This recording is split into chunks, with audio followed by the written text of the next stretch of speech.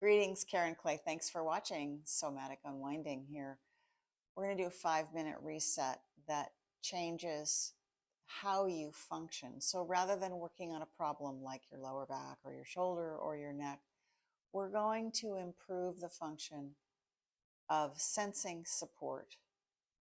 When we improve that function, when we feel more supported, we can think more clearly, we can act more clearly, we can make decisions, we can compromise, we can be patient, we can change direction. Improving that function improves everything. So let's get started. You're going to lie on your back and your knees are going to be bent. If you have trouble because your hips are not very flexible, with bringing your knees and holding onto them like this with your arms straight, then what you can do is put a blanket roll beneath you, and that will work just fine. So that would, and it would not be under the small of your back, it would be under your pelvis. Do you see how it's not here?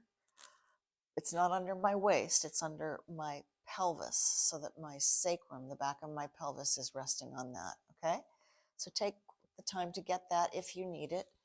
And then we're going to begin grabbing onto the top of the right knee. You can either grab onto the top or around the side. I'll move closer so you can see me.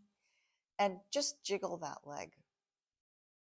Just shake it loose. Make sure it's just like a marionette puppet. It doesn't have any tension in it. And the only reason it stays in the air is because you're holding on to it. Do it with the other leg. Shake and jiggle, let it go and catch it, let it go and catch it, and then grab both legs and sense which part of the back of your pelvis is resting on the floor. So the back of your pelvis is called your sacrum. See if you can sense your sacrum or any part of the back of your pelvis. See if you can find the center of the back of your pelvis. You may notice that you're actually not lying in the center of your pelvis. That's okay, don't fix it, just keep it where it is. What you're going to start to do is use your hands, not your leg muscles, to move the knees to the right 1 inch and then to the left 1 inch. Now, that seems like doing nothing, and I'd like you to continue to just have that very little bit of sensory information. And I'd like you to just tune in to when you're on the midline and when you move to the right of the midline. That means the midline of your pelvis.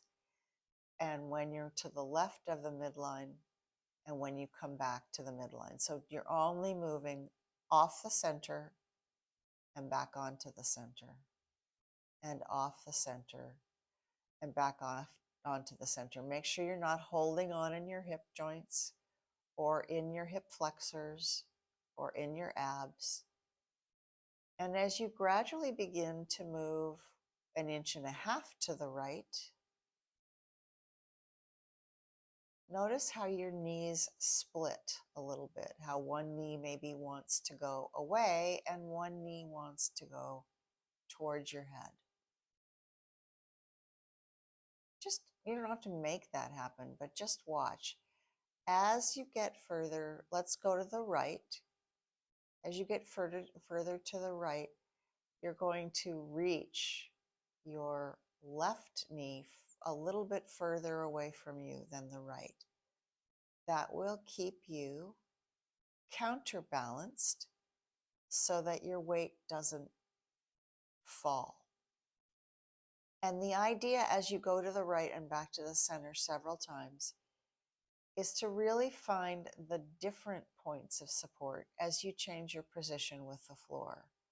It's constantly going to be changing which part of your back, which part of your pelvis is touching the floor. Do the same to the left. As you go to the left a little further, you're going to reach your right arm and your right knee into your right hand so that your right knee reaches a little further than your left. That will prevent you from falling over. So continue to the right and to the left, letting that opposite knee. If you're going to the right, it's the left knee. If you're going to the left, it's the right knee. Let that opposite knee and arm reach further.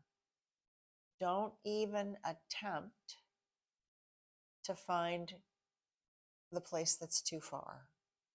So you're going to stay shy of where you might fall if you went any further.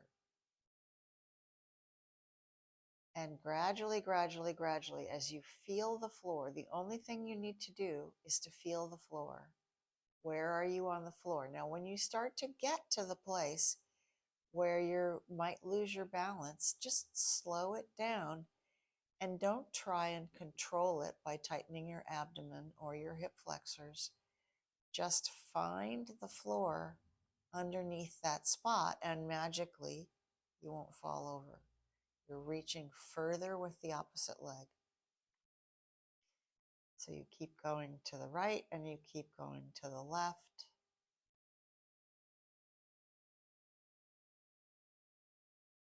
As you get further and further and further, it will start to feel like one knee is actually reaching towards the ceiling and one knee is reaching to the side, because your knees will open a little bit more as you reach the opposite leg. So that means if you're going to the right, you reach the left leg. If you're going to the left, you reach the right leg. That's what gives you the counterbalance to stay in complete comfortable contact with the floor all the way.